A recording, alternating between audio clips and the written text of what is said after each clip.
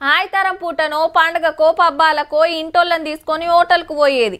ఊర్ల ప్రయాణం పోతే వండక తినుడు కుదరదు కాబట్టి తోవెంట హోటళ్ళల్లో తినేది.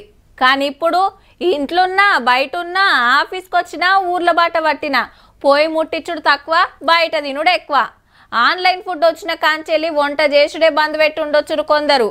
ఇప్పుడు గీ ముచ్చట దేనికంటే ఫోన్లు తెరుసుడు, ఆర్డర్ పెట్టుడు, కుమ్ముడు, పొద్దుగాల నాస్టా, పగటిలి బువ్వ, రాత్రికి డిన్నర్. గిట్లా పడుసోళ్ళు ఇంటి తిండికి దూరమై ఆన్లైన్ తిండికి మరిగిర్రట మంచిగా. లోకల్ సర్కిల్స్ అనే సంఘం తరపున దేశంలో 277 జిల్లాల్లో 24,000 మందిని అడిగి చెప్పిన ముచ్చట. ఇంట్లో వండిన దానికంటే బయటికెళ్లి తెచ్చుకుందే కమ్మగుందంటూరట శానా మంది. అది సుత ఎక్కువ మటుకు జంక్ ఫుడ్డేనట. అంటే పిజ్జాలు, బర్గర్లు, ఫ్రెంచ్ ఫ్రైస్, చిప్స్, బొబ్స్, కూల్ డ్రింక్స్, బోల్ డ్రింకులు మంచిగా బొజ్జ నిండా తినాలే, బొత్త నిండా తాగాలే అన్నట్టే ఉంటదాయే. ఏమన్నా వండేదుందా, పెయ్యాల్సేదుందా?